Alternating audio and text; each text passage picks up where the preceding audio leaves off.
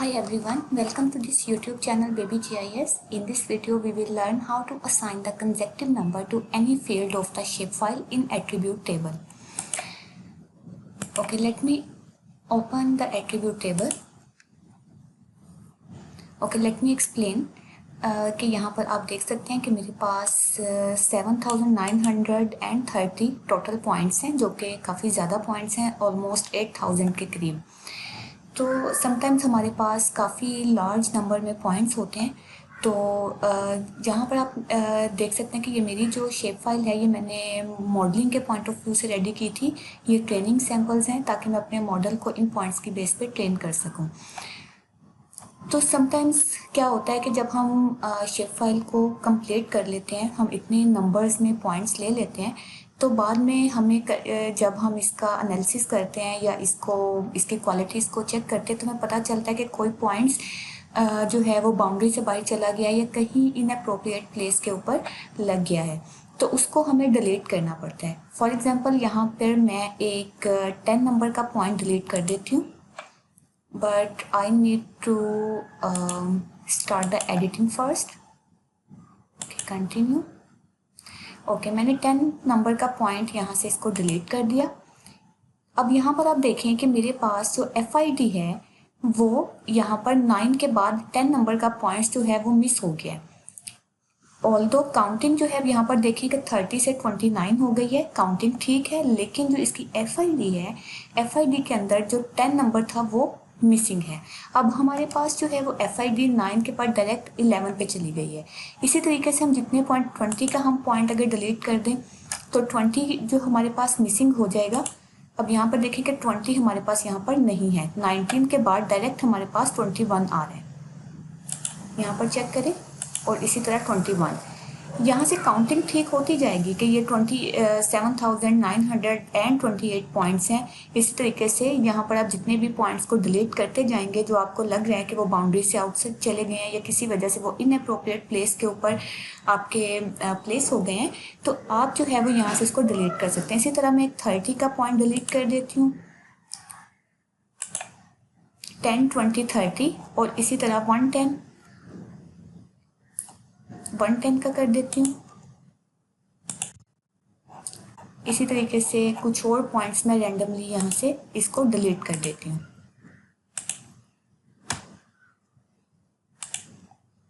Okay, हमने 6 points जो हैं वो डिलीट कर दिए हैं क्योंकि हमारे पास 7,930 पॉइंट्स थे, जो कि अब हमारे पास रिड्यूस होकर 7,924 पॉइंट्स रह गए हैं। लेकिन हमारे पास यहाँ पर इसकी जो FID है वो हमारी डिस्टर्ब हो गई है, क्योंकि जो पॉइंट्स हमने डिलीट किए हैं वो क्या है, वो यहाँ पर इसकी FID मिसिंग में जा रही है। तो अगर हम फॉर एग्जांपल न्यू पॉइंट्स लगा भी लेते हैं, जो हमने पॉइंट्स डिलीट किए हैं, अगर हम इसको दोबारा से न्यू पॉइंट्स ऐड कर दें और सही जगह पे उन पॉइंट्स को लगा दें, फॉर एग्जांपल हमें पता चला कि उसकी सही जगह जो थी वो पॉइंट्स की यहाँ पर थी, एक यहाँ पर लगा दिया, यहाँ लगा दिया, 6 पॉइंट्स जो हैं वो हमने ऐड कर दिए।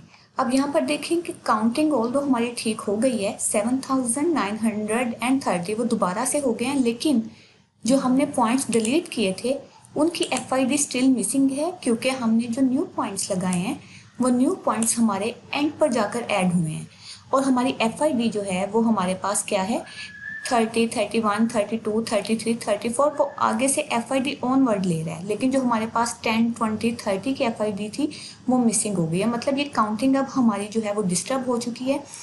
अब हम चाहते हैं कि हमारी जो FID है, FID हमारी जो है वो सही हो जाए।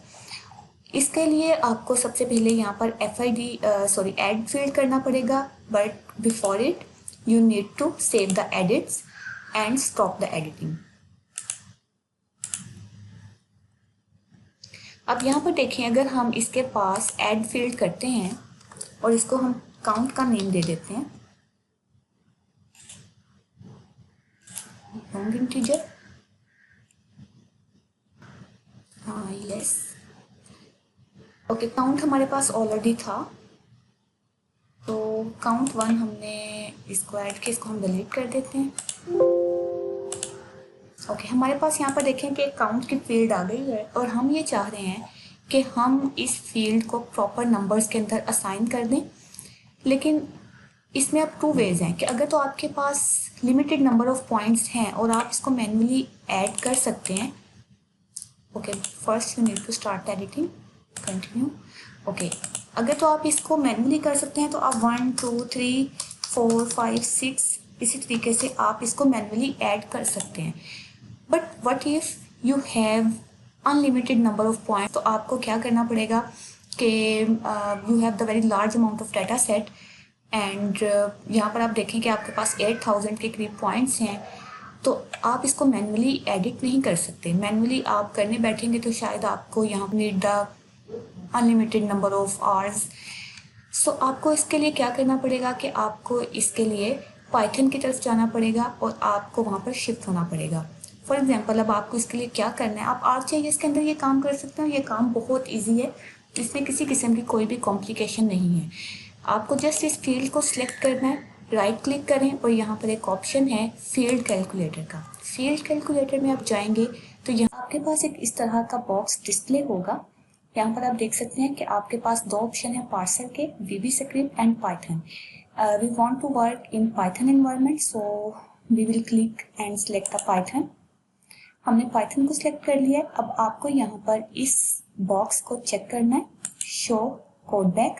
अब यहाँ पर आप अपना कोड जो है या कोई भी फंक्शन आपने डिफाइन करना है वो आप इसको लिख सकते हैं। यहाँ पर मैंने अपना कोड ऑलरेडी सेट कर लिया है। आपको यहाँ पर कुछ भी नहीं करना है, एक छोटा सा कोड है जो आपको यहाँ से सिर्फ कॉपी करके पेस्ट करना है। आप इसको यहाँ पर पेस्ट कर दें। Okay, let me explain the code. Rec is basically counter. Python के अंदर रेक का जो एक फंक्शन है वो आपका काउंटर होता है, जिससे आप अपनी गिनती को रिकॉल करवाएंगे। एनीवेज, फिर उसके बाद आपने अपने फंक्शन को डिफाइन किया। फंक्शन को डिफाइन आपने क्या किया है, ऑटो इंक्रीमेंट। के increment as you know very well कि increment means add up something, कि आपकी जो गिनती है जो आपने काउंटर को डिफाइन कर लिया है इज इक्वल टू 0, तो इसकी जो इंक्रीमेंट है मतलब आप अपनी गिनती 1 से स्टार्ट करना चाह रहे हैं कि आपका काउंटर 0 से इनिशिएट हो रहा है और आगे इंक्रीमेंट इस पर कितना लग रहा है, 0 से आगे 1 है, तो आपकी गिनती 1 से ऑनवर्ड स्टार्ट होगी। तो ऑटो इंक्रीमेंट का फंक्शन आपने जो है इसको पैरेंथेसिस में क्लोज कर दिया है। जब आप इसको पैरेंथेसिस में क्लोज करेंगे तो आपका जो रेक का काउंटर है वो आपका एक ग्लोबल वेरिएबल बन जाएगा।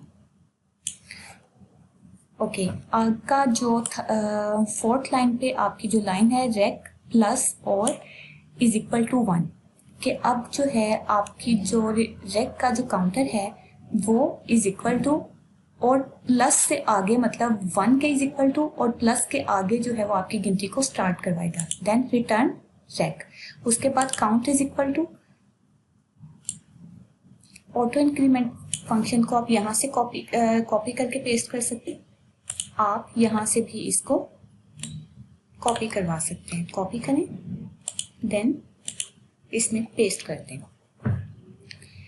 ओके, अब जो है जितने भी आपके मतलब जितनी टाइम भी आप इस फंक्शन को रिकॉल करेंगे तो आपकी गिनती 1 से स्टार्ट होकर ऑनवर्ड जाएगी। तो रेक इसमें बस एक ही चीज़ है कि जो आप काउंटर यूज़ कर रहे हैं वो आप REC का मीन्स रेक का काउंटर यूज़ कर रहे हैं। अब आप जब इसको ओके करेंगे तो आपकी फील्ड को कंसेक्टिव नंबर ऑटोमेटिकली असाइन हो जाएंगे। Just press on okay.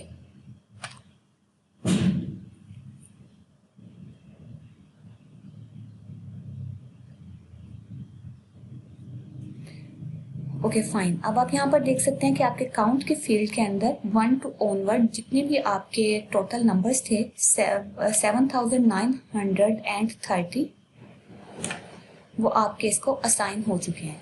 अब आप चाहते हैं कि आपकी जो FID की फील्ड जो आपकी डिस्टर्ब हो गई थी वो आपकी उसको आपने करेक्ट करना है। तो आप सिंपल क्या करेंगे, इसको सिलेक्ट करेंगे और आप सिलेक्शन में जाएंगे, सिलेक्ट बाय एट्रीब्यूट। अब आप चाहते हैं कि जो आपकी FID की फील्ड है वो आपके काउंट की फील्ड के इक्वल हो जाए, तो सिंपल आपने क्या करना है, सिलेक्ट करें FID and then is equal to count, apply कर दें एंड ओके कर दें।